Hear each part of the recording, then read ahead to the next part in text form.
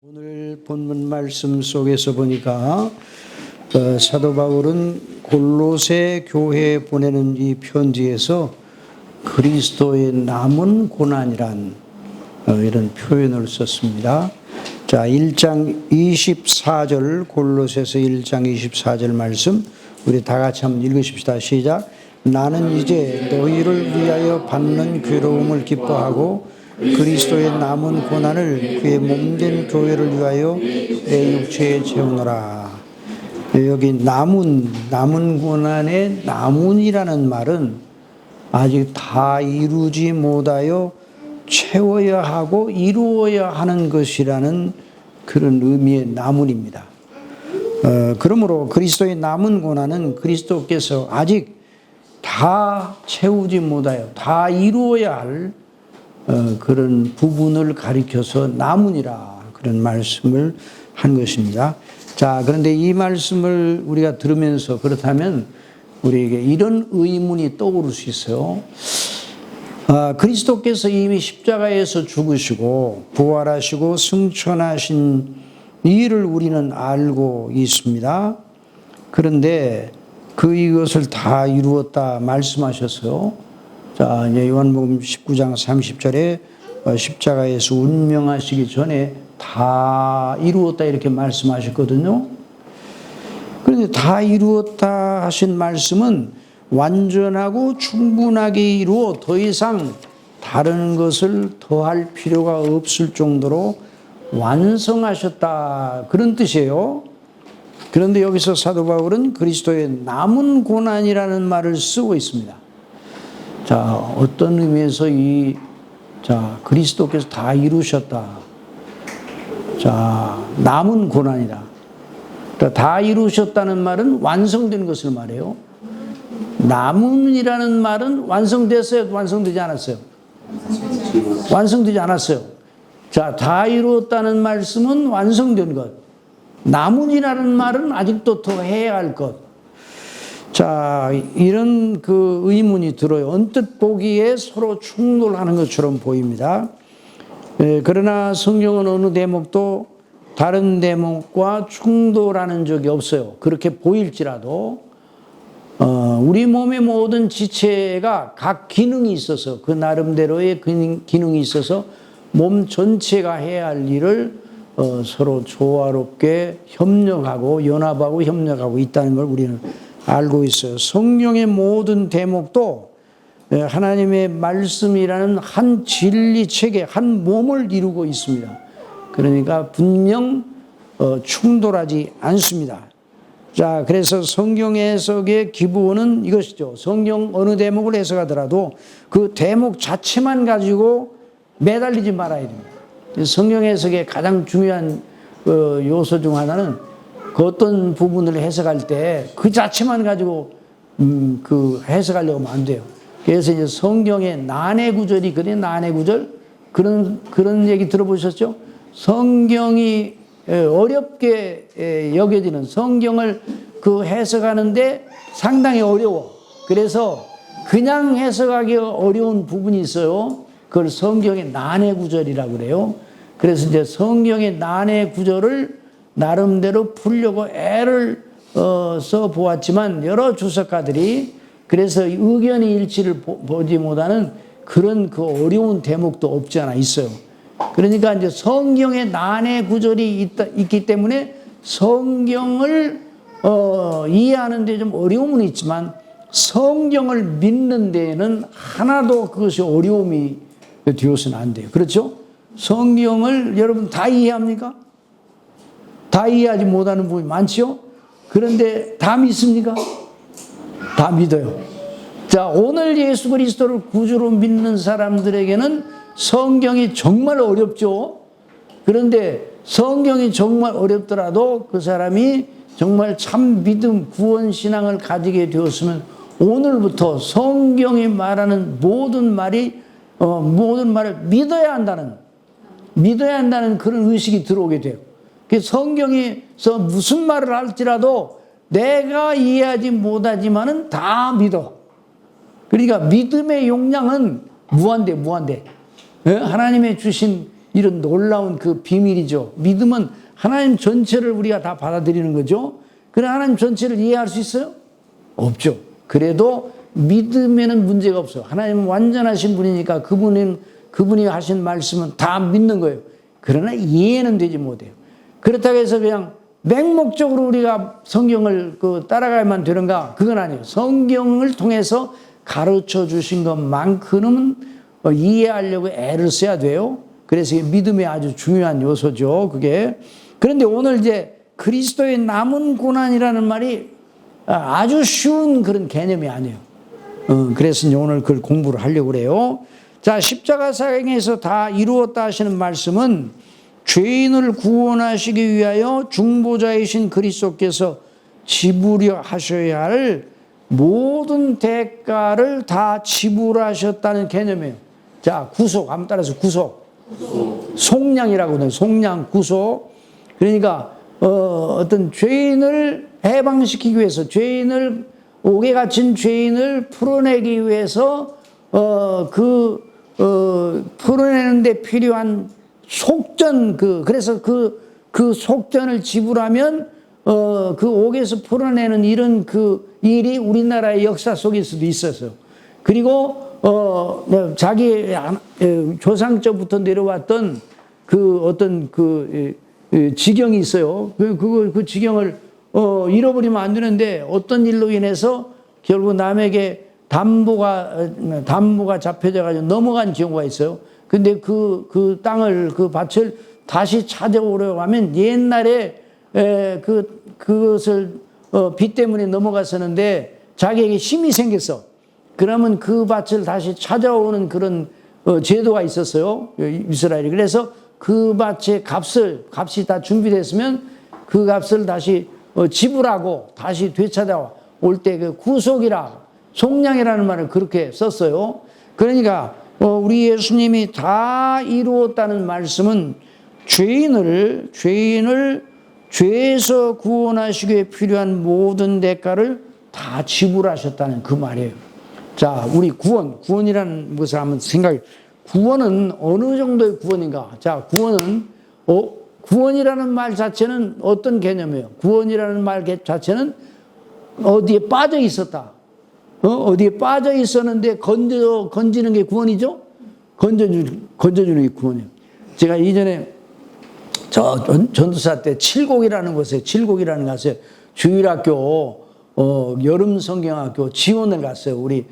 내가 전도사 때, 교육전도사 때 지원을 갔는데, 칠곡이라는 시골교회, 그 교회가, 그때는 주일학생들이 많았어. 그 시골교회라도. 그래 가서 주일학교 5, 6학년들을 상대로 하여 구원에 대해서, 구원의 확신에 대해서 강의를 했어요. 그런데 제일 먼저 그 학생들에게 질문을 던졌어요. 여러분 구원 받았습니까? 그랬더니 가만히 있어요. 눈물 또말똥하고 자기는 구원 받았다고 생각하는 사람이 있으면 손 들으라고 그랬어요.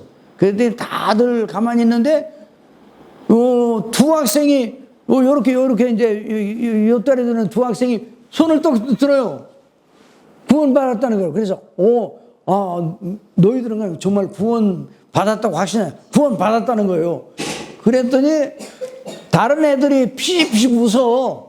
그럼 왜 웃냐? 그랬더니 나중에 알고 보니까 그 어린이가 물장난을 치다가 익사 직전에 물에 빠져가지고 익사 직전에 주일학교 선생님이 건져준 일이 있어요. 그걸 생각하고 자기는 구원받았다고 생각하는 거야. 그 어린이가 구원받았다고 생각하는 게 옳아요, 옳잖아요? 옳지. 일반적으로 구원이라는 말은 그러니까 일반적으로 많이 쓰이는 용어예요. 그래서 물에 빠져서 죽을 뻔했는데 살아났다 그 생각을 하니까 얼른 둘이 똑같이 손을 들더라고요. 그래서 물에 빠져서 건졌다. 그 구원이에요, 구원이 아니에요? 그렇죠. 물에 빠져 죽을 뻔했는데 건져줘서 구원이죠? 네. 그럼 성경에서 말하는 구원은 어디서 구원하는 거예요? 죄에서 구원하는. 죄는 누구와의 관계에서 말하는 거예요? 그렇죠. 하나님께 불순종한 게 죄예요. 근데 오늘날 일반인들은 또 자유주의 신학에서는 죄를 그렇게 풀려고 하지 않고 어떤 인간의 여러 가지 어려운 열악한 그 환경과 조건 속에서 나타난 파행으로 생각해요. 그래 심리학적으로 죄를 이해하려고도 하고 그러는데 그건 잘못된 거예요. 죄는 누구와의 관계예요? 하나님과의 관계예요. 하나님을 향하여 에덴 동산에서 선악을 알게 하는 다음에 실과를 따먹었잖아요. 아담과 하와가. 그런데 그 일이 큰 죄입니까? 작은 죄입니까? 여러분 그렇게 생각해도 돼요? 우리 가훈이 그런 생각이 돼요? 큰 죄로 생각이 돼요? 그 담장 너머로 온 감 하나 따먹은 거하고 비슷한 거 아니에요? 이렇게 생각하면 안 될까 이런 생각이 들 수가 있어요. 그거 뭐 선악을 알게 하는 나무의 실과를 따먹었다고 그 한 일로 인해서 죽는다? 이건 뭐 별 큰일이 아닌가 이렇게 생각을 하지만 그건 엄청나게 큰 일이었어요. 하나님 선악을 하는 일에 하나님과 같이 된다는 사단의 유혹을 받고 하나님의 말씀을 거역하고 하나님을 대적한 그 죄잖아요. 그래서 그것을 따먹는 날에는 그 열매를 따먹는 날에는 언제 죽는다고 그랬어요? 따먹고 나서 며칠 만에 죽었어요? 며칠 만에 죽었어요? 가훈 옆에 누구라고 그랬지 아까? 며칠 만에 죽었어요?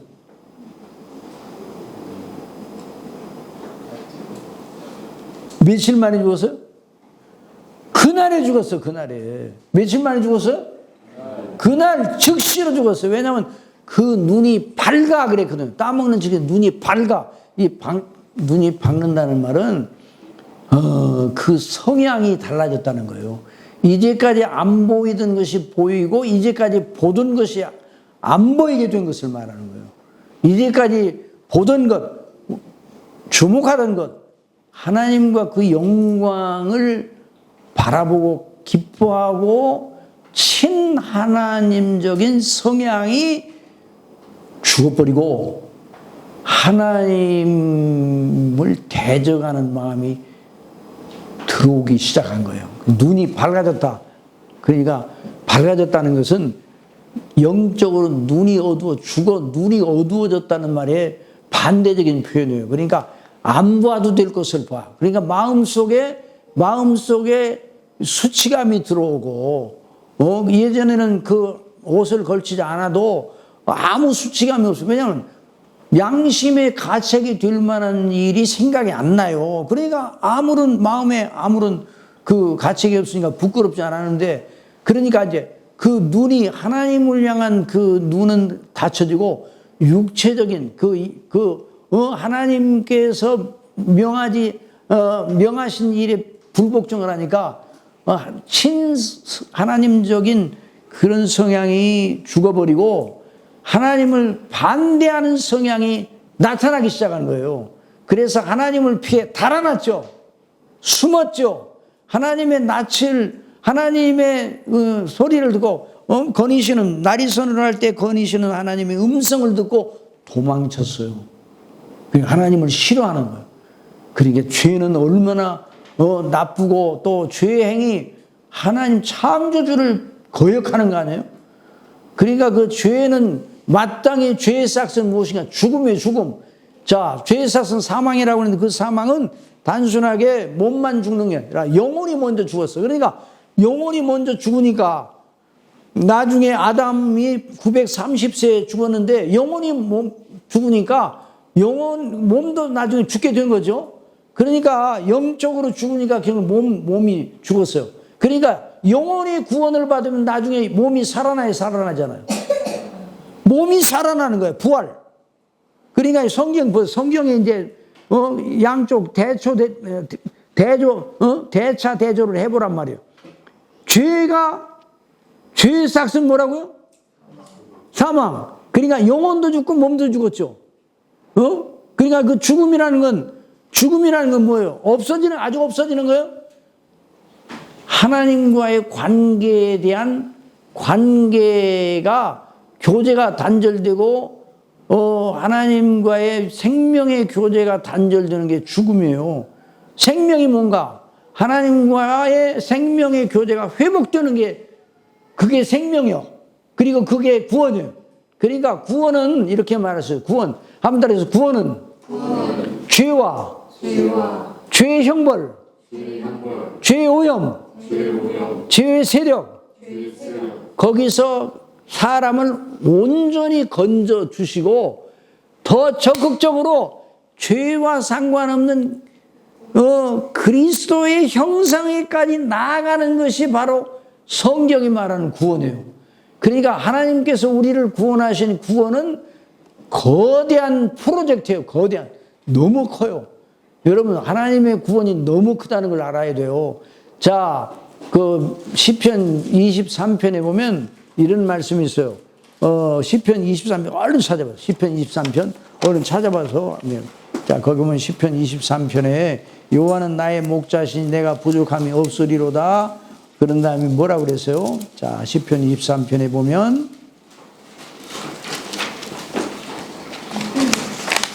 여호와는 나의 목자시니 내게 부족함이 없으리라. 그가 나를 푸른 풀밭에 누이시며 쉴만한 물가로 인도하시는도다. 그 다음에 3절 내 영을 소생시키시고 자기 이름을 위하여. 누구 이름을 위하여? 자기 이름을 위하여 의의 길로 인도하신다 그랬어요. 자, 여기 주목하세요. 구원은 누가 주신 구원이에요? 하나님께서 우리를, 왜 죄 가운데, 하나님을 불순종한 그 죄 가운데 우리를 건져 주셔서 하나님의 의도하시는 죄와는 상관없는 그리스도의 형상에까지 영화롭게 하시는 것이 하나님께서 계획하신 그 구원의 그게 프로젝트예요. 구원의 대계획이에요. 이 구원의 대계획대로 이루어질 것이에요? 이루어지지 않을 것이에요? 왜? 누구 이름을 걸고 하셨기 때문에? 자기 이름을 위하여. 자기 이름을 위하여. 여러분, 우리나라가 지금 선진국이에요? 후진국이에요? 선진국이 돼서 하나님께서 좀 놀라워요. 여러분 중학생들, 지금 여러분 중학생들, 여러분 이 핸드폰 가지고 다니죠? 이 핸드폰이 이게 보통 핸드폰이 아니에요. 이게 컴퓨터요. 이 핸드폰을 만드는 거대 두 기업이 있어. 아이폰인가? 아이폰하고 애플하고 또 뭐가 있어요? 삼성 갤럭시. 두 개가 세계의 핸드폰 시장을 점유를 하고 있는데 참 놀라운, 하나님께서 우리나라를 일반은총 영역에서 엄청나게 높여주셨어요. 그런데 그거 왜 그러는가? 이제 그 다음에 이제 우리 그리스도의 남은 고난을 이야기되면 그 이야기 되는데, 하여튼 하나님께서 그렇게 역사하셨어요. 그런데 특별히 의의 이름을 위하여, 아니 자기 이름을 위하여 하나님께서, 그러니까 하나님이 만드신 작품은 누구 이름을 위해서 만드셨다고요? 꽃은 누구 이름을 위해서 만드셨다고요? 그런데 최고의 일인문관이 죄 가운데 있는 사람을 건져주시는 것이 최고의 일이에요. 아시겠어요? 그러니까 자기 이름을 위하여, 저와 여러분을 구원하시는 일에 자기 이름을 위하여 자기 이름 전체를 쏟아부으셨어. 자기 아들 그리스도 예수님, 하나님 아들 아니에요? 그 이름을 갖다가 내어주심으로 우리를 구원하셨어요. 큰일이에요, 작은 일이에요? 사람도 자기 아들을 내어줄 정도로 그걸 큰일이라고 생각하고, 물론 옛날 우상 섬기는, 그 구약시대 우상 섬기는 사람들은 자기 아들을 몰록에 제사, 이 자기 아들을 갖다가 산채로, 아들을 상체로 갖다가 제사 드리는 그런 나쁜 사람들도 있었어요. 그건 우상 숭배, 아주 나쁜, 그건 고약한 심판을 받아야 될 일이지. 그런데 선한 일을 위해 자기 아들을 내어주고, 어떤 선한 일을 자기 아들을 위해 내어주고 그런 일을 했다 그러면 그 보통 일이 아닐 거 아니에요. 그런데 하나님께서 하나님의 이름을 위하여 그 놀라운 일을 우리를 구원하셨단 말이에요. 그러니까 이게 보통 일이 아니에요. 자, 아까 삼성 얘기를 했는데, 갤럭시 얘기했는데, 삼성이 광고문에 이런 내용이 있어요. 삼성 광고문에. 삼성이 만들면 다릅니다. 그 광고문 여러분 알고 있죠? 우리 학생들도 알아? 학생들 모르지? 삼성이 만들면 다릅니다 하는 그 광고 문구가 있어. 누가 그 광고 문구를 만들었는지 잘 만들었어. 교회 다니는 사람이 만들었는가? 하여튼, 야, 삼성이 만들면 다릅니다. 그런데 삼성이 만들면 다릅니다라는 그 말은요, 굉장히 그게 쉬운 말이 어려운 말이야. 아니, 말하기는 쉽지만, 그걸 그 말의 의미와 그 품격을 떨어뜨리지 않으려면 어려운 일이에요, 쉬운 일이에요. 만약에 삼성이 만들면 다릅니다 그랬는데 적당히 만들어내면 쓰던 사람들이 다 뭐라고 했어요? 아, 삼성이 만들었으니까 이 정도지. 아이고, 삼성이 만들면 정말 다르네. 못 써. 삼성 그거 쓰면 안 돼. 이렇게 그 문구대로 하면 이렇게 삼성 제품이 안 팔리게 하는 그런 그 문구에 그게 삼성이 만들면 다릅니다.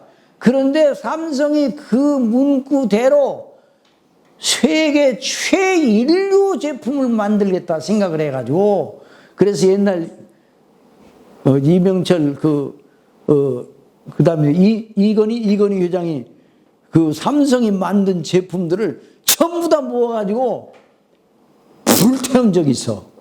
삼성 제품들을 다 가져오라고 그랬어. 불태워가지고, 왜 불태우는가? 이 정도로 만들려면 만들지 말아라. 그 사장들, 임원들 다 모이고, 주요 인사들 다 모이라고 그래가지고 그 앞에서 불을 태워버렸어요. 그 제품들을 다, 지정하는 제품들. 그러면서 뭐라고 그러냐.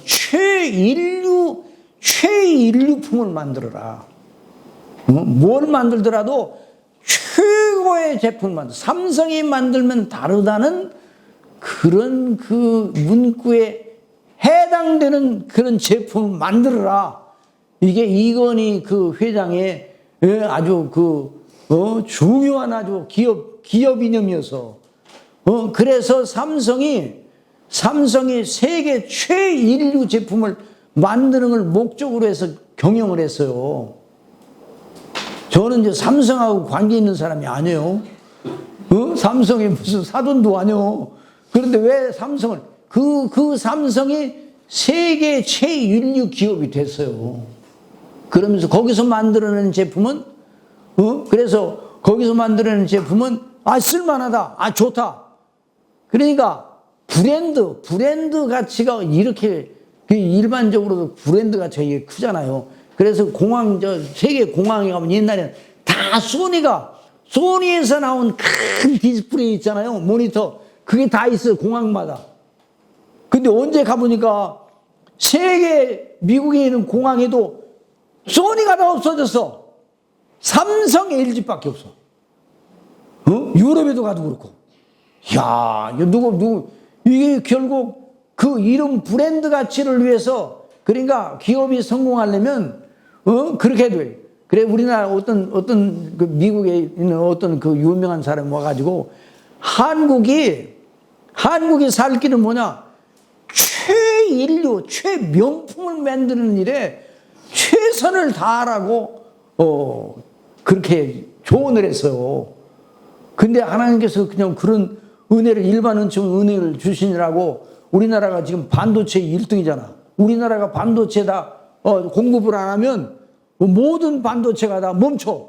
AI 시대인데 우리나라가 자그마한 나라인데 우리나라에서 어떤 그 부품을 제공을 하자면 AI가 다 수도비인데, 엔비디아도 뭐 다 있고 그런데도 우리나라에 어느 것을 안 만들고 공급을 안 하면 수도비 된대. 그러니까 우리나라가 그렇게 놀라운 그 위상을 하나님께서 왜 그랬는가? 이거 그냥 그리스도의 남은 고난을 위해서 그랬습니다. 그게 무슨 말이요? 어떻게 앞뒤가 맞지 않네? 근데 그 뒤에 가서 이제 다 들으면 무슨 얘기인 줄 알아요? 왜 우리나라를 이렇게 높이시는가? 자, 이제 그건 이제 그 뒤에 가서 알아요. 요 정도로만 이제 여기서는 이 문제는 여기서 하고. 자, 그리스도의 남은 고난이라고 그랬잖아요. 남은 고난은, 자, 다 이루었다는 그 말씀은 우리의 구원을 위하여 하나님께서 우리의 완전한 구원의 그 계획을 위하여 지불해야 될 모든 대가를 다 지불하였다. 페이드하였다 이 말이에요. 페이드. 모든 대가를 다 지불해. 완성하셨어. 그게 바로 다 이루었다는 말씀이에요. 예수님이 죽으시고 다시 사신 일로 인해서 저와 여러분이 죄 가운데서 구원하실 모든 필요한 모든 충분 요구 조건을 다 이루셨어요. 거기다 더할 것이 있어요, 없어요? 그럼 다 이뤘다는 거죠. 그래서 이걸 영어로는 원스 포레버라고 그러냐? 한 번에 영원히 한꺼번에 원스 영단번에라는 말이에요. 영단번에 영원히 한꺼번에 영단번에 다 이루셨어요. 그런 의미에서. 그러니까 더 이루실 게 있어요, 없어요? 예수님이 다시 십자가에 못 박히실 일이 있어요, 없어요? 구원을 위해서 지불해야 될 다른 요건이 있어요, 없어요? 없어. 그런 의미에서는 없어요. 그런데 왜 여기서 다 이루었다고 해놓으시고 남은 고난이라고 그랬는가? 그리스도께서 치워야 할, 이루셔야 할 다른 일이 남아있다 이 말인데, 그럼 어떤 의미에서 그랬는가? 다 이루었다고 해놓고 왜 여기는 또 남은 고난이라고 했는가? 그게 문제거든요. 자, 그러니까 여기서 말하는 이것은 구속을 속량을 완성하기 위한 고난은 완성이 되었어요. 그러나, 자, 이 대목이 아주 요점이에요. 오늘 요점이. 완성된 구속의 효력을 하나님께서 택한 백성에게 적용하시는, 택한 백성에게 나눠주신 그 효력을 나눠주시어 구원하시는 일, 구속은 완성하셨는데 실제로 한 사람 한 사람을 죄 가운데 구원하시는 일은 끝났어요? 아직 남아있어요? 남아있는 거예요. 자, 예수님이 우리의 구원을 위해 지불해야 될 대가는 남아있어요? 남아있잖아요? 안 남아있어. 끝났어. 다 지불했어. 근데 지불을 하셔서 그 구속의 효력, 예수님이 십자가에 죽으시고 부활하신 그 놀라운 효력을 각 사람에게, 시대마다 각 사람에게 택한 각 시대 사람들, 각 지역에 있는 사람들에게 한 사람 한 사람 다 적용해서 마지막 날에 우리 예수님이 오실 때 한 사람도 빼놓지 않고 다 구원하시려는 이 대 프로젝트는 완성이 됐어, 되지 않았어? 아직 완성이 안 됐어. 한번 따라해주세요. 구성론적인 완성. 다 이뤘다요? 끝났어요? 교회론적인 완성은 됐어요, 안 됐어요? 이게 이제 교회론적인 완성은 아직 안 됐어요. 자, 그리스도의 구속의 효력을 각 선택된 백성 한 사람 한 사람에게 적용하시는 교회론적인 의미의 고난은, 그걸 고난이라고. 왜 고난인 거 아니? 그 일을 진행해 나가는 과정에 반대가 많아. 그 일을 진행하는 과정에 그 영적인 투쟁, 그리고 대적자들이 많아. 회방꾼들이 많아. 그걸 갖다 이겨내야 돼요. 그래서 고난이에요.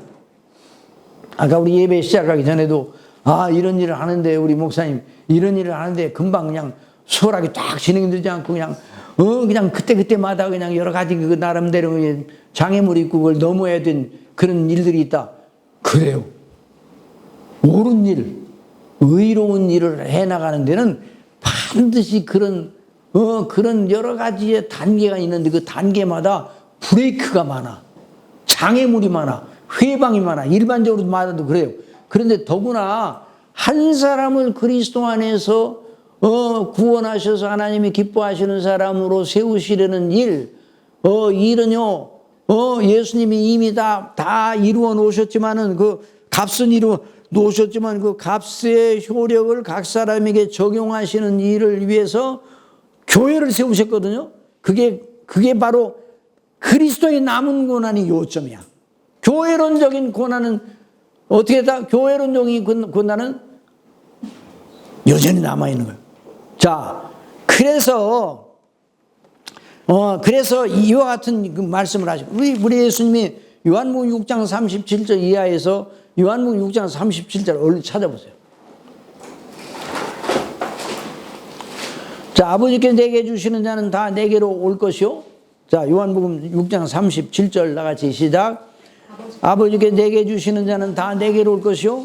내게 오는 자는 내가 결코 내쫓지 아니하리라. 내가 하늘에서 내려온 것은 내 뜻을 행하리 함이 아니요 나를 보내신 이의 뜻을 행하리 함이니라. 나를 보내신 이의 뜻은 내게 주신 자 중에 내가 하나도 잃어버리지 아니하고 마지막 날에 다시 살리는 것이니라. 자, 택한 백성들을 위한 구원에 필요한 값은 다 지불됐어요, 안 됐어요? 다 지불됐다니까. 그런데 택한 백성들이 한꺼번에 구원받았어요. 자, 이거 한번 생각해봐요. 예수님이 십자가에 못 박혀 죽으실 때 그 모든 값을 다 치렀으니까 원리적으로는 구원받은 거나 마찬가지예요. 원리적으로는. 아시겠어요? 그런데 실제로 사람이 구원을 받으려면 어떻게 해야 돼요? 예수님을 믿어야 되잖아. 예수님을 믿어야 믿음으로 말미암아 의롭다 하심을 얻고 죄사함을 받고 의롭다 하심을 받고 그 예수님의 것을 그 사람의 것을 여겨주셔서 의롭다 하셔서 구원하시는 거예요. 그러니까 구원은 언제만 각 사람이 구원받는 일은 동시적으로 일어나요? 따로따로 일어나요? 따로따로 일어나는 거예요. 시대나 지역에 따라 따로따로 1세기 그리스도인들도 있고 5세기, 16세기, 18세기, 20세기, 21세기 우리가 예수님 오실 때까지 각 시대마다 그러니까 그래서 마지막 날에 하나도 잃어버리지 않고 다 살리는 것이 아버지의 뜻이라고 그랬어요. 그래서 아버지의 뜻은 아들을 보고 믿는 자마다 영생을 얻는 이것이니 마지막 날에 내가 이를 다시 살리리라 하시니라. 그러니 여기서 말하는 그리스도의 남은 고난은 구속론적인 의미의 고난이 아니에요. 교회론적인 의미의 고난이에요. 자, 하나님께서, 우리 예수님께서 십자가에 못 박혀 죽으시고 다시 사시고 승천하셨죠. 그리고 누가 오셨어요? 성령께서 오셨죠. 그 성령께서, 그리고 예수님은 하나님 우편에서 계속 중보의 기도를 하고 계시죠. 성령께서 오셔서, 오순절 성령께서 오셔서 복음이 전파되기 시작했잖아요. 그래서 믿는 사람들이 생겨나기 시작했잖아요. 그리고 믿는 사람들이 생겨나고 시작하자 뭐가 세워졌어요? 교회가 세워졌지. 신약적인 의미의 교회. 신약적인 의미의 이 그리스도의 남은 고난이라는 말과 신약적인 의미의 그 교회가 하나의 연장선상에 있어. 이걸 알아야 돼요. 교회를 세워 한 사람 한 사람 예수 그리스도를 믿도록 하시는 놀라운 역사를 하시는데 성령께서 그 일을 하시는데 예수님의 것을 가지고, 그러니까 예수님이 하늘의 천상에서 하나님 우편에 계시면서 이 일을 하고 계십니까? 아무것도 안 하고 그냥 앉아만 계십니까? 일을 하고 계시는 거예요. 중보의 기도를 하시고 성령님으로 말미암아 지금도 일하고 계셔요. 그래서 이걸 예수 그리스도의 천상 사역이라고 해요. 천상. 하늘에서 지금도 하나님 우편에 앉으셔서 중보하고 기도하시고 지금도 성령께서 교회를 통해서 예수 그리스도를 믿는 복음의 증가, 교회를 통해서 이 일을 감당해요. 어디를 통해서? 교회를 통해서. 자, 그런데 우리 예수님이 그런 말씀하셨어요. 베드로가 뭐라고 고백을 했어요? 주는 그리스도시오. 다 같이 시작. 주는 그리스도시오.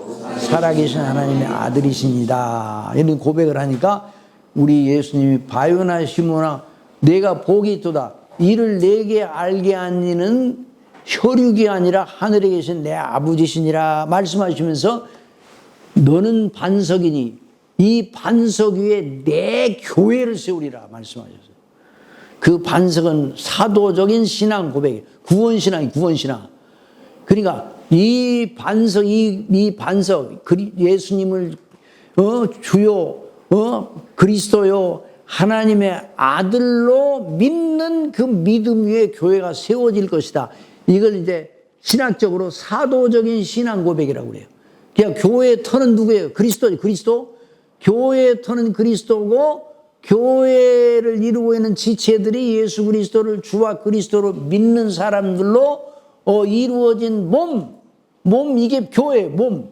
자, 그러면 제가 이제 질문을 던질 테니까 얼른 이제 대답을 해보세요. 자, 제가 질문을 던지니까 OX로 대답해요. OX로 대답해요. 교회는 예수 그리스도를 믿는 자들의 집단이다. O예요, X예요? 다시. 교회는 예수 그리스도를 믿는 사람들의 집단이다. O입니까, X입니까? 대답을 안 하시네. 아니, 여러분이 생각하는 대로 그냥 OX 둘 중 하나예요. O예요, X예요? 다시. 교회는 예수 그리스도를 믿는 사람들의 집단이다. O예요, X예요?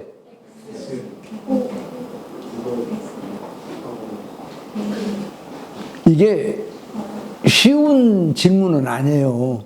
그러니까 여러분이 틀려도 실력 없구만 이 생각은 전혀 안 해요. 그러니까 학습을 하기 위해서 그러는 거예요. 다시. 교회는 예수 그리스도를 믿는 사람들의 집단이다. O예요, X예요?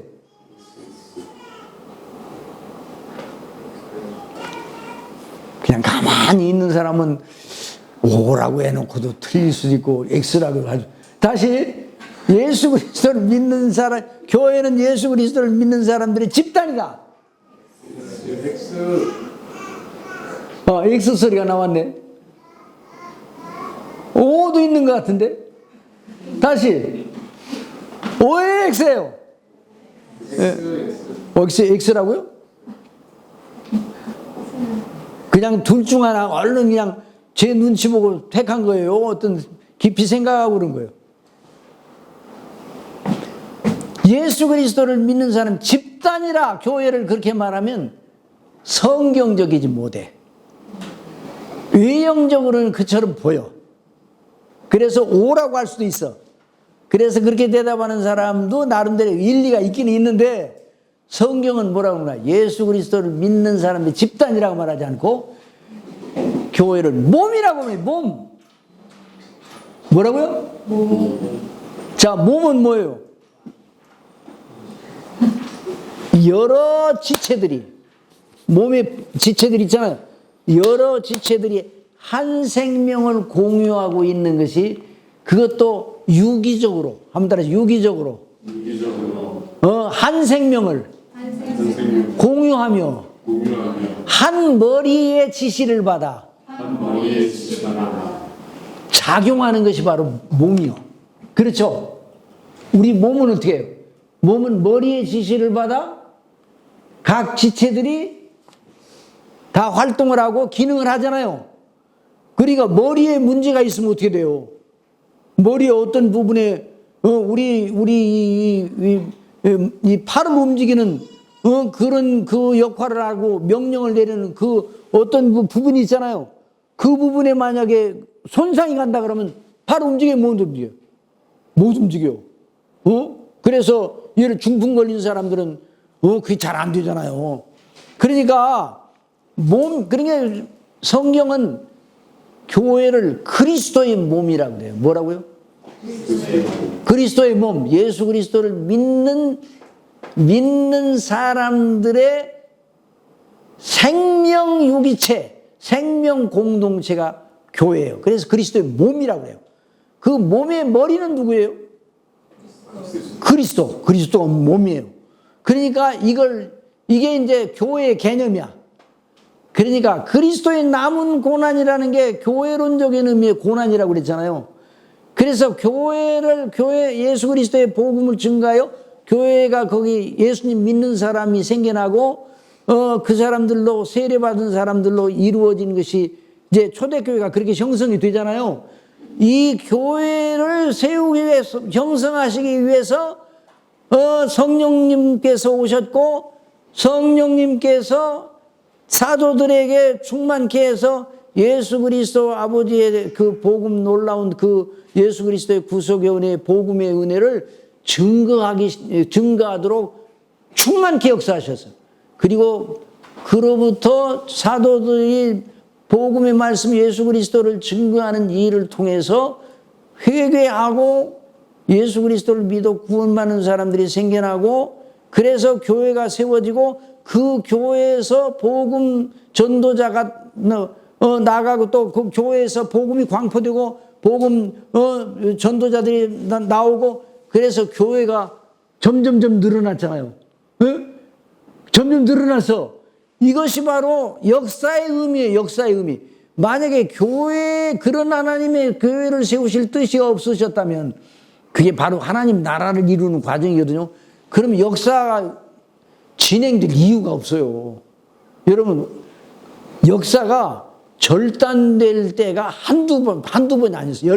역사가 끝났다 할 때가 한두 번이 아니었어요. 여러분, 그 노아 시대에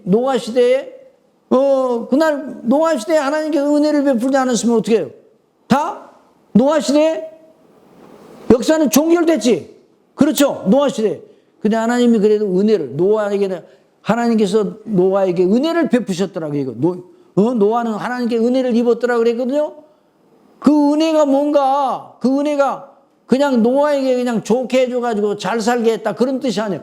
거기서 말하는 은혜는 하나님께서 세우신 목적대로, 예정하신 목적대로, 창세전에 세우신 목적대로 택한 백성들을 그리스도 안에서 구속하시고 속량하시고, 교회를 통해 구원의 복음을 증거케 하시고, 교회를 통해 믿음을 가지고 구원하셔서 그 하나님의 나라를 이루시겠다는 그 놀라운 그 계획이, 그 은혜를 주신 하나님의, 노아에게 은혜를 주신 하나님의 그 일 속에 들어있었던 거예요. 그러니까 여러분, 교회가 얼마나 중요한지, 교회가 역사의 축의 축. 하나님의 교회가 뭐라고요? 역사의 축. 역사의 구동 축의 축. 교회가 없으면, 교회가 아니면 역사가 진행될 이유가 없어요. 자, 노아의 8 식구가 방주에 들어갔잖아요. 노아의 8 식구, 그게 뭐예요? 그게 뭐냐고요? 노아의 8 식구가, 그 8 식구가 그냥 그 가문이 복받은 그거예요? 그게 뭐냐고요? 교회예요! 뭐라고? 교회예요, 교회. 그러니까 방주가 하나님의 집이었어. 그게 나중에 이제 그리스도 안에서 구원하시는 놀라운 은혜를 이제 상징하기도 했죠. 그러니까 역사가 왜 이어지는가? 하나님이 택하신 백성들을 구원하시고, 그 구원하시기 위해서 하나님께서 그리스도를 보내시고, 그리스도께서 구속을 이루시고, 구속의 효력을 적용하셔서 교회를 세우셔서 그 교회를 통해 계속 각 시대마다 당신의 택한 백성들을 구원하셔서 하나님의 나라를 이루시려는 큰 목적 때문에 진행이 되는 거예요. 자, 우리나라가 왜 복을 받았는가? 워낙 부지런하니까 복을 받은 거예요. 그렇죠? 다른 나라에 비해서 부지런하잖아요. 그러니까, 그래서 복을 받았어요?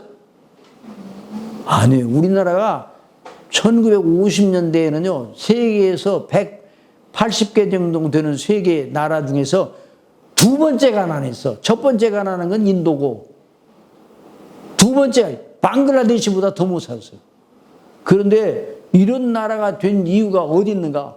우리나라의 선교의 역사에 하나님께서 은혜를 주셔가지고 교회를 통해서 이렇게 큰 역사가 일어난 거예요. 교회 때문에. 만일 그러니까 교회를 핍박하는 그 세력은요, 결국 하나님께서 다 무너뜨리셔요. 그리고 역사에서 보면. 교회 때문에. 그러니까 여러분, 역사가 진행되는데, 구약시대의 역사는요, 거기 바벨론도 일어났고, 또 그 다음에 헬라도 일어났고, 로마도 일어났고, 그 앞에 큰 나라들이 있었잖아요. 그 모든 세계 역사 전체의 흐름이 뭐를 향해서 흘러가는 거니? 예수님의 갈보리 십자가 언덕의 그 정점을 향하여 역사가 흘러갔어요. 아시겠어요?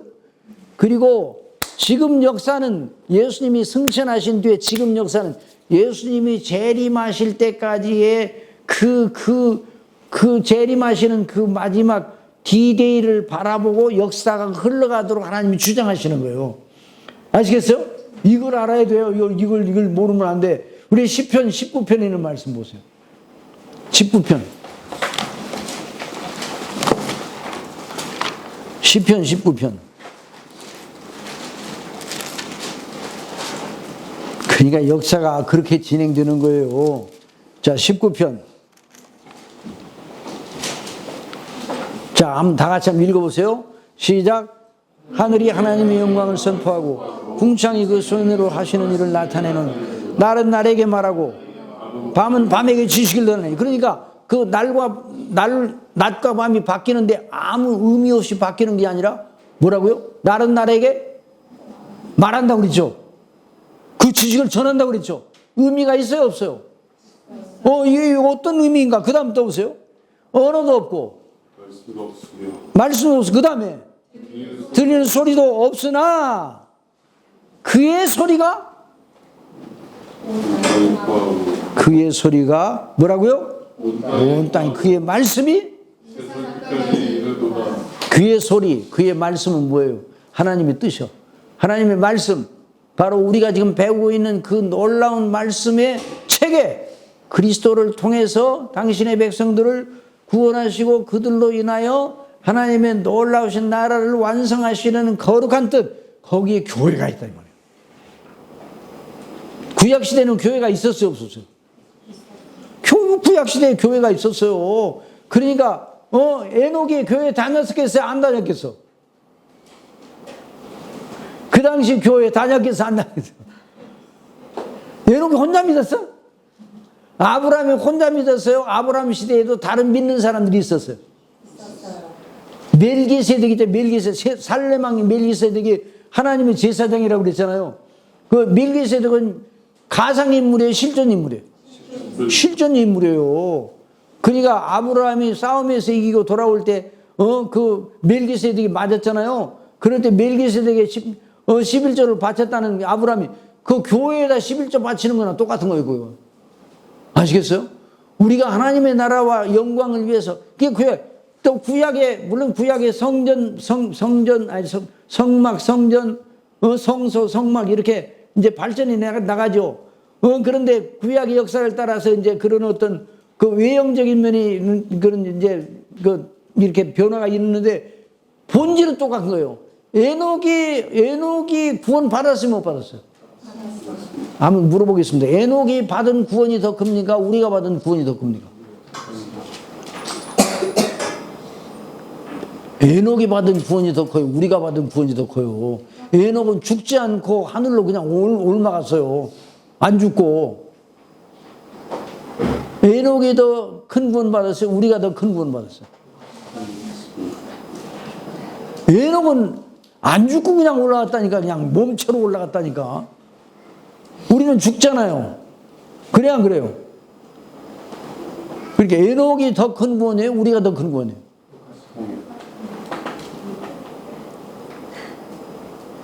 에녹은 누구를 믿음으로 말미암아 구원받았어요? 하나님을 믿음으로, 하나님의 약속을 믿음으로. 하나님의 약속의 핵심은 뭐예요? 핵심은 뭐예요? 핵심은 누구예요? 하나님의 약속의 핵심은 누구예요? 예수 그리스도.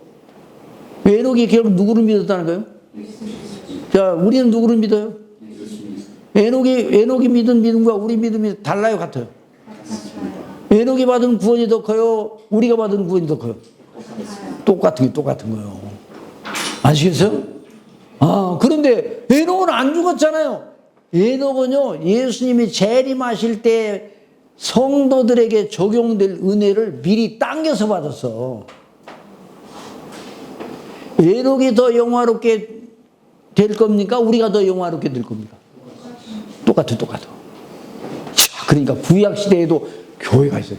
교회 때문에, 그러니까 역사가 교회 때문에 이루어지는 거예요. 그러니까 우리나라가 왜 이렇게 번성하는가? 정치가들은 자기들이 잘해서 이렇게 되는 줄 알아. 어림도 없어요. 어림도 없어. 하나님께서 우리나라를 묘하게 높여주시는 이유가 하나님의 거룩하신 뜻 가운데 우리나라를 교회를 통해서 사용해 주시는 거예요. 교회 때문에 우리나라가 존재하는 거예요. 아시겠어요? 제가 저 십수년 전에 이제 미국을 갔어요. LA에서 이제 제가 집회가 있어 갔는데 그냥 가려니까 좀 비싸서 샌프란시스코로 갔다가 LA로 가니까 좀 싸더라고요.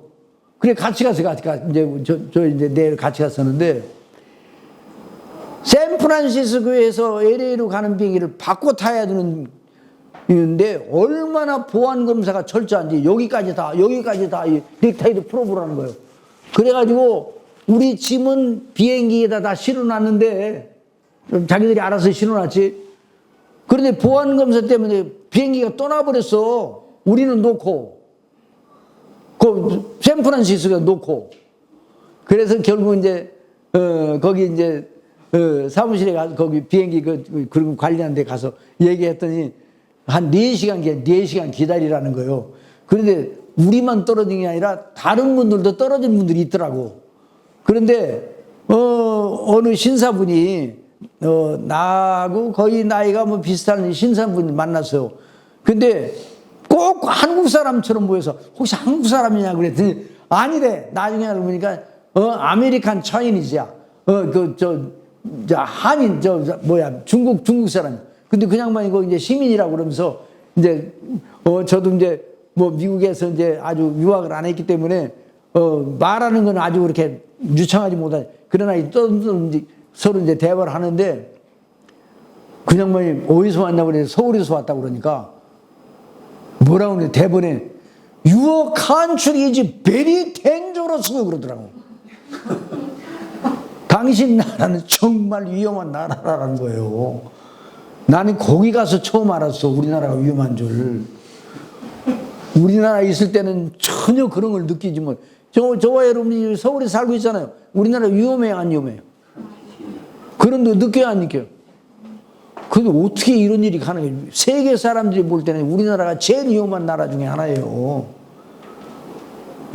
그런데 지금은요, 그때 십수년 전인데 우리나라를 하나님께서 뼈하게 높여주셔가지고 하여튼 뭐 여러 가지로 왜 그렇게 하시는가?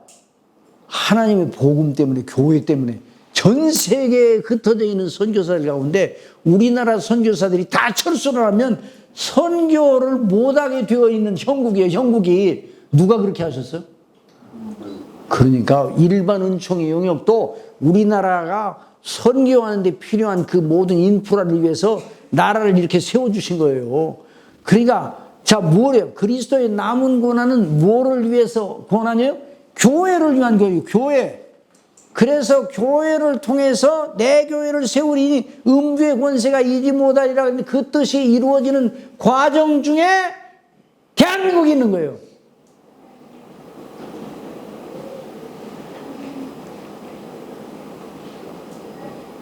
그래서 교회의 존재가 너무 크단 말이에요. 여러분의 교회는 큰 교회예요, 작은 교회예요? 이제 합병을 하면 같이 이제 화평교회인가 평화교회인가? 평화교회 가게 되면 조금 커지겠죠? 지금 여러분의 교회는 작아요, 커요? 커요. 두 양반만 얘기하는 다른 분들은 어떻게 해요? 크다고 생각해요? 제가 목회하면서 시험 받을 때가 있었어요. 우리 교회에.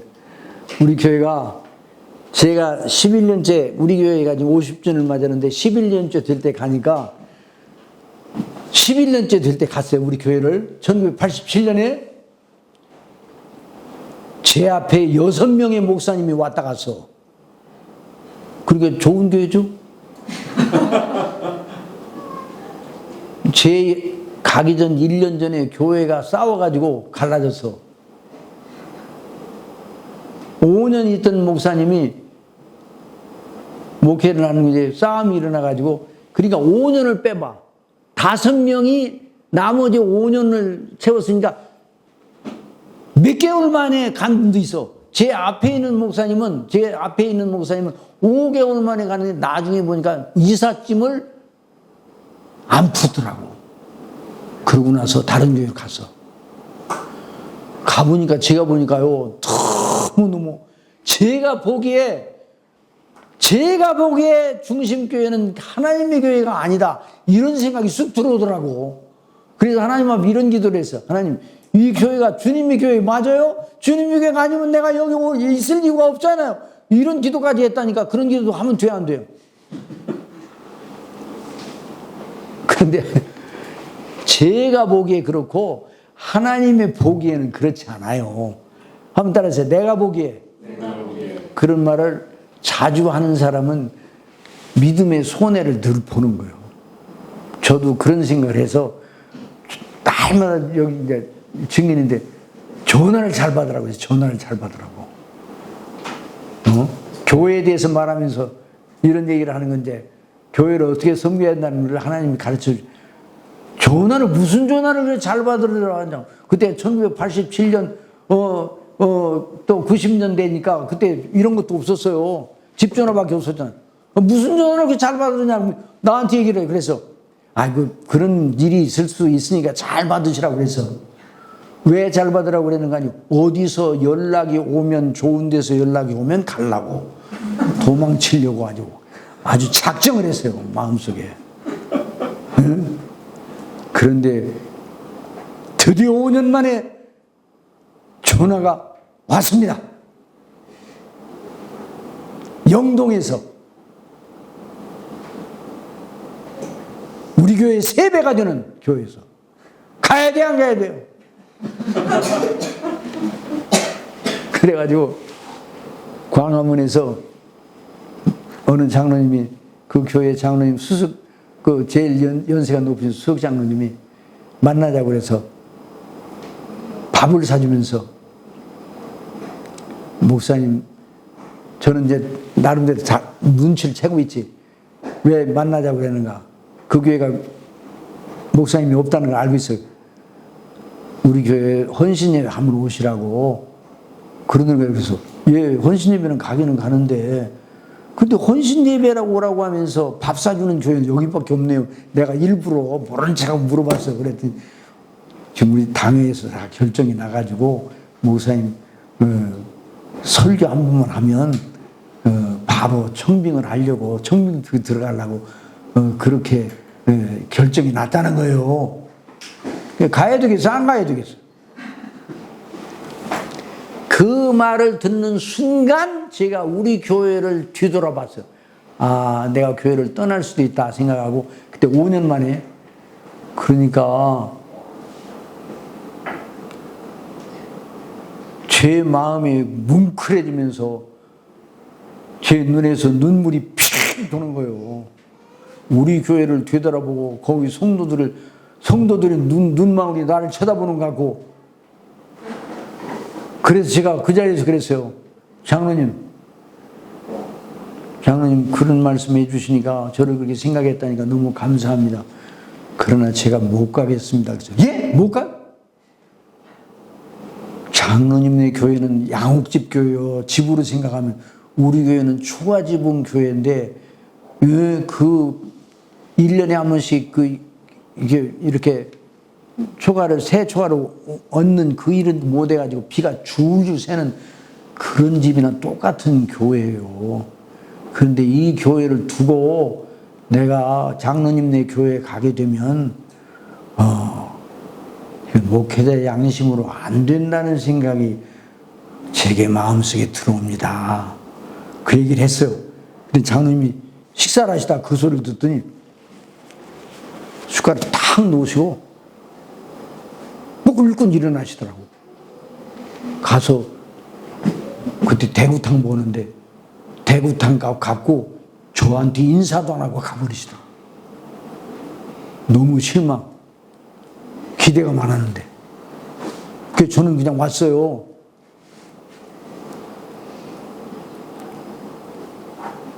그런데 3일 뒤에 갈 걸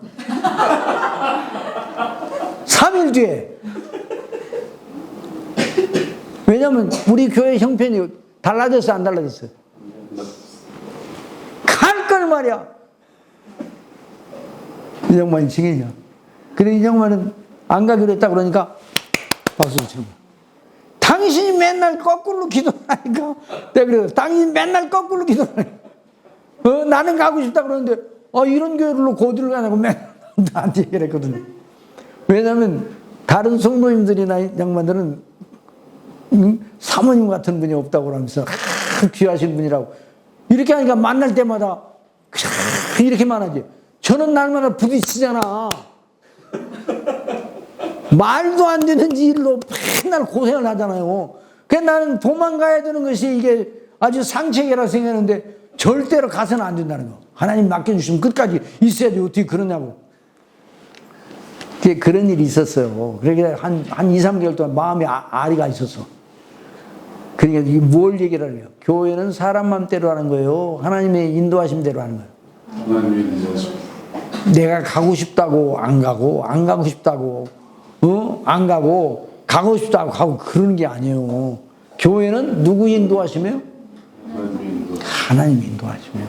내가 그래서 밥 먹다가 왜 그 얘기를 들을 때 왜 그 얘기를 안 하고 가만히 있다가 가서 집에 가서 한 며칠 동안 기도한 다음에 연락 드릴게요. 그럴 수도 있잖아요. 그런데 그 얘기를 쑥 뱉어놨으니까 내가 그때는 안 간다고 그랬는데 장로님 갈게요. 이런 얘기 나올 수 있어요? 없지. 하나님이 딱 막으신 거예요. 그리고 그 성도들이 불쌍히 여기는 마음이 내 마음이 들어오고 또 마음속에 너 이런 상태에서 교회 떠나면 공중 교회가 분해질 때 너 책임질래? 이런 마음이 깨달음도 있고. 그러니까 너무 하나님 앞에 그래서 목회자는 이게 목회는 자기 마음대로 하는 게 아니에요. 목회자를 누가 세우셨다 그러면 자기 그 목회자 스스로 어떤 계획을 짜가지고 그렇게 된 게 아니에요.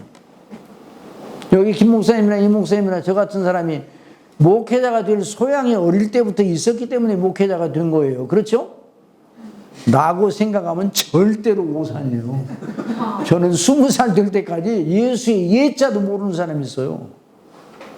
제가 생각할 때 교회 나가는 사람처럼 시원치 못한 사람이 없다고 생각했어. 내 친구들 보니까 시원치 않은 애들만 나가더라고. 그리고 공부도 별로 잘 못하는 애들만 교회 나가더라고. 그래서 그리고 하나님을 아버지라고, 이야, 저 사람들이 미쳤지. 어떻게 그러냐. 이런 생각으로 20살 때까지 살았어요. 그런데 어느 자매를 통해서 전도를 받아가지고 20살에 예수님을, 교회를 출석하기 시작해서 예수님을 믿고 예수님에게 정말 사로잡혀가지고 이렇게 여기까지 왔거든요. 자매가 여기 있어. 그렇게 했는데, 그렇게 해가지고 이제 5년 만에 그렇게 돌아온 다음에, 그래서 이제 하나님께서도 이제 그런 상황 때 하나님 인도하시면 생각하고 열심히 이렇게 교회를 섬겼더니 10년이 되니까 교회의 아름다운 모습이 10년이 되니까 교회의 그 상태가 많이 좋아졌어. 10년이 되니까. 어려운 교회는 10년 정도 가면 그렇게 어렵던 교회도 이렇게 하나님께서 은혜를 주신다는 어느 원로 목사님이 그런 말씀을 우리 교회 얘기를 했더니 그런 교회는 10년 간다. 그 얘기를 하더라고요. 그래서 정말 10년이 되니까 교회 모습이 근사하게 갖춰졌어요. 늘 하나님의 말씀, 설교 중심으로만 했지. 그랬는데 어느 날 10년 되는 어느 날 저한테 청첩장이 왔어요.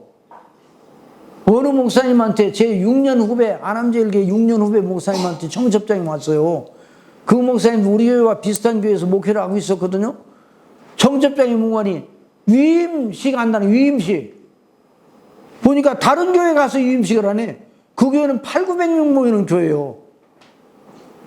그 청첩장을 받는 순간 내용을 들여다보는 순간 때문에 배가 아파가지고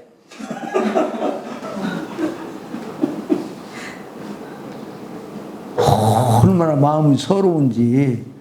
하나님은 나를 여기 10년 동안 여기 묶어놓고 얼마나 고생만 시키고 그냥 누구는 뭐 7년이 뭐 사랑이야, 그 나이를 사랑해 7년을 수일처럼 여겼다고 그러는데 그 곤고한 날 가운데 제 소원은 아무 상관없이 하나님께서 주장하시고 10년 동안 하서 이제 웬만큼 이렇게 됐다고 생각했는데 저는 싹 돌려놓고 그 목사하고만 하나님께서 이렇게 하셔가지고 그 목사는 좋은 데로 가 나는 여기다 내놓는 이런 생각이 쏙 들어와. 그게 좋은 생각이야, 나쁜 생각이야. 그래가지고 거기 유임식에 안 가고 기도원에 갔어요. 기도원에. 어디로 가는 거니? 저기 어느 기도원이요? 저기 광림수도 거기 갔어요. 가가지고 하나님 앞에 기도를 시작했어. 그러니까 말도 안 되는 거지. 지금 와서 생각하면 말도 안 되는 거지.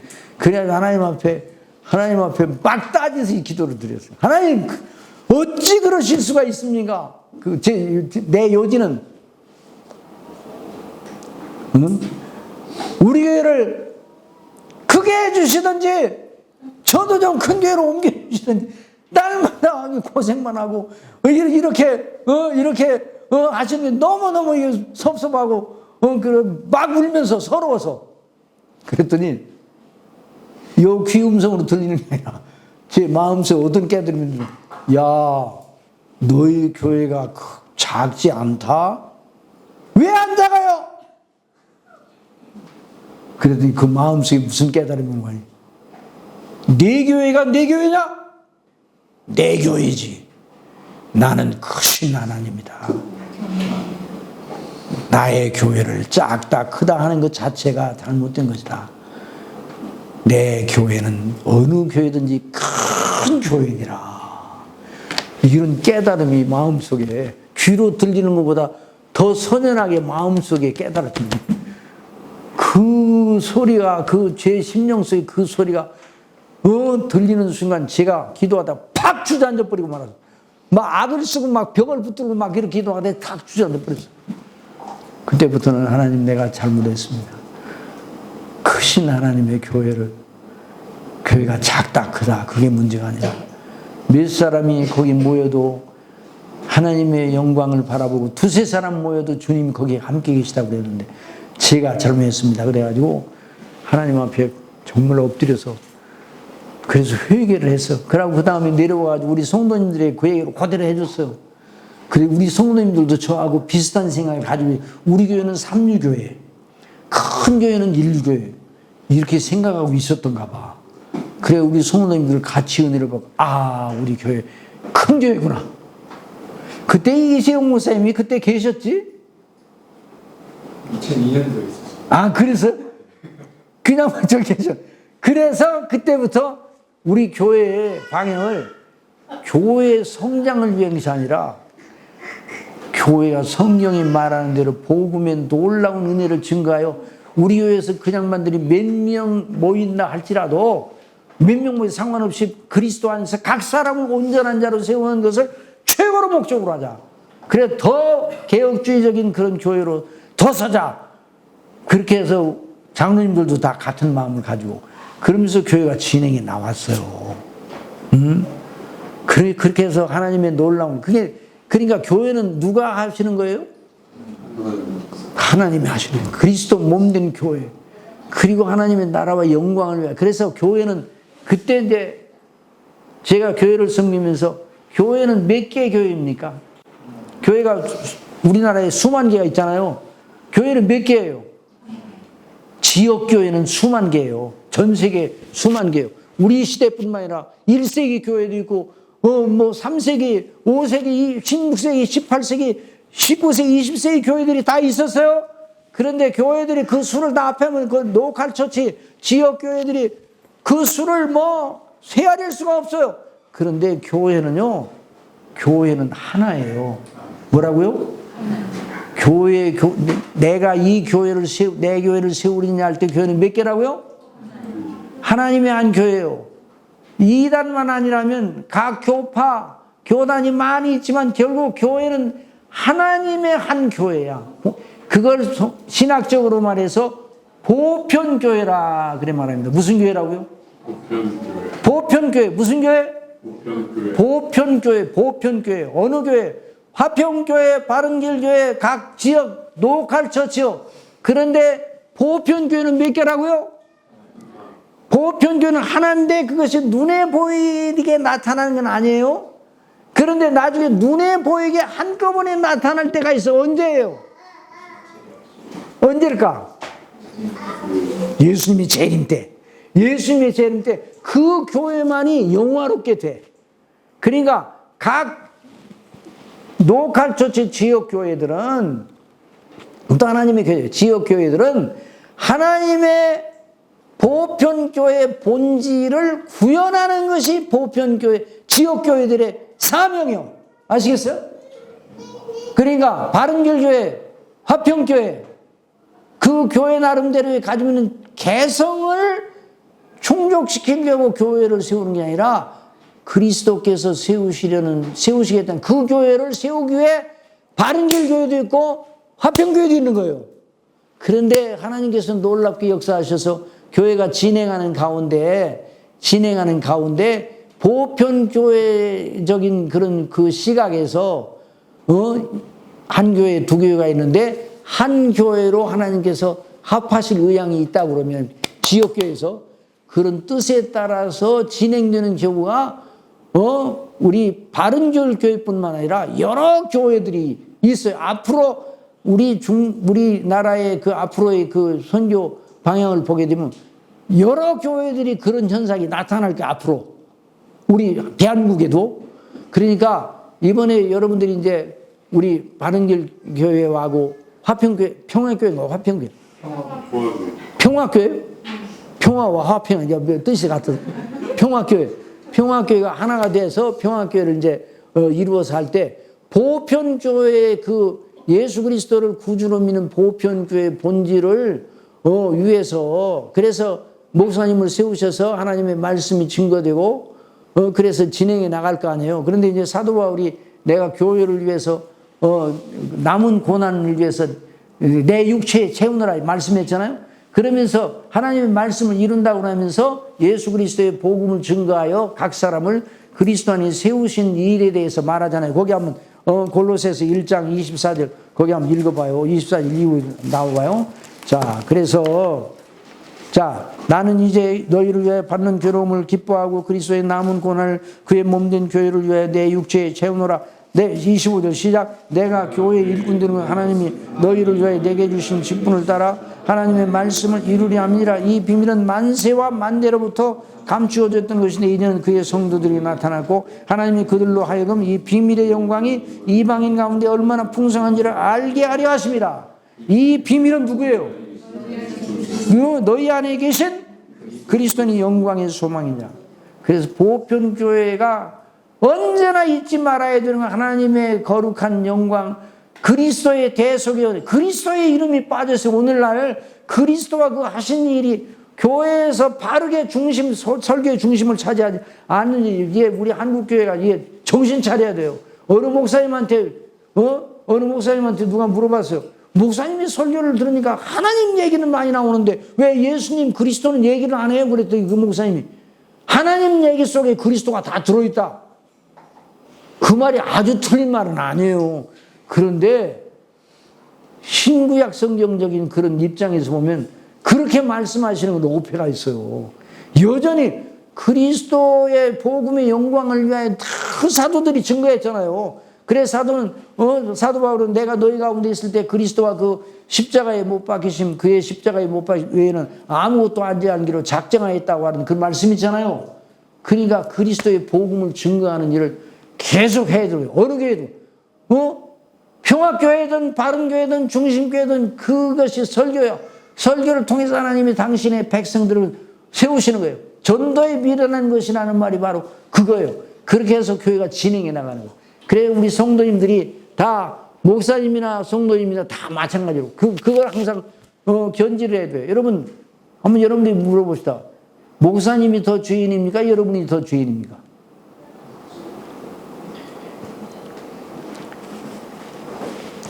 우리 교회한테 물어봤어요. 우리 교회에서.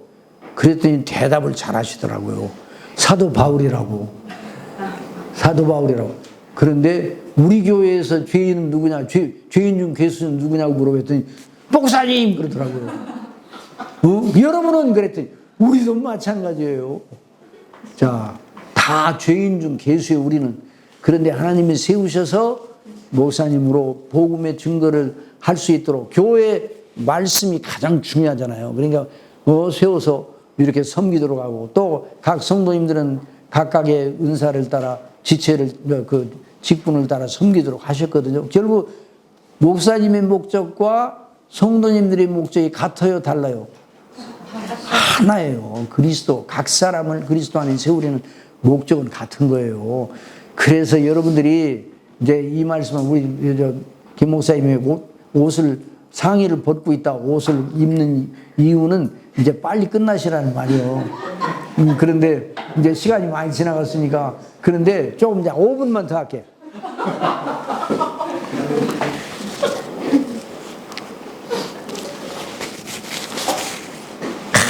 항상 가장 중요한 게 설교자의 설교입니다. 설교자의 설교예요. 그러면 설교자 자신을 높이라는 말이 아니에요.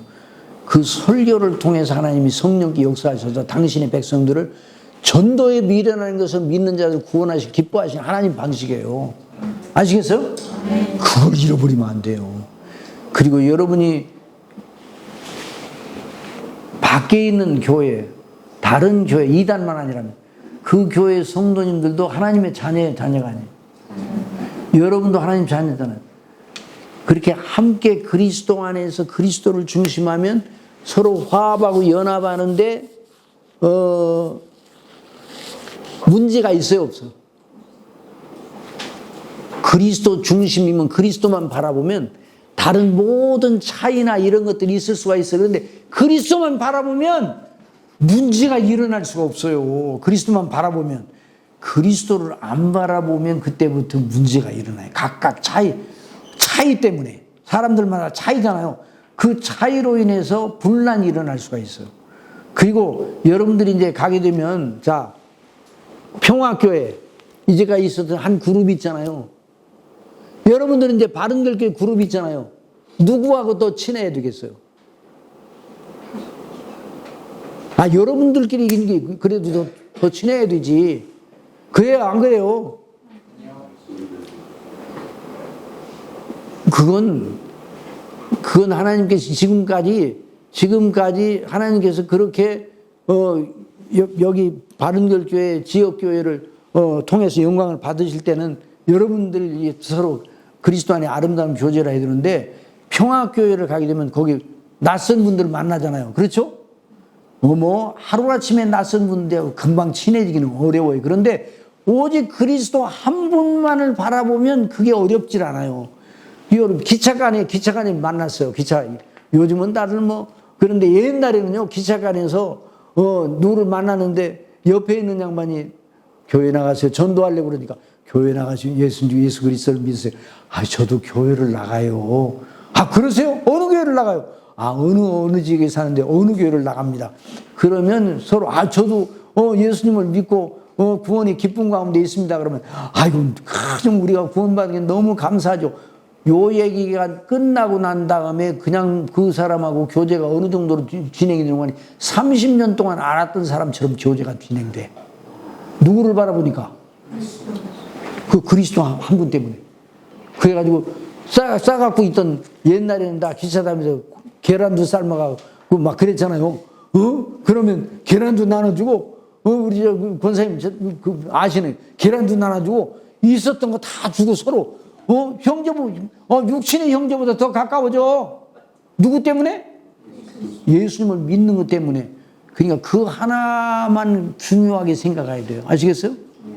우리 교회 성도들이 한 4, 5년 전에 오셨거든요. 근데 그 양반들이 우리 교회 와서 한 가지 이제 얘기한 것 중에는 중심교회는, 우리 교회도 다 연약한 부분 많이 있죠. 한 가지 특징이 있다는 거예요. 고향이 어디냐? 직업이 어디냐? 어느 학교를 나왔느냐? 그런 거 하나도 물어본 적이 없다는 거예요. 이 중심교회는 예수 그리스도를 믿고 섬기는 것 외에는 중요한 것이 없는 교회처럼만 보인다는 거예요. 그리고 감사해요, 감사잖아요. 감사. 요거 한 가지만 지키면 돼요. 그러나 이걸 지키는 과정이 그렇게 우리도 여전히 완전 성화되지 않았기 때문에 연약한 부분이 아직도 있어요. 본성적.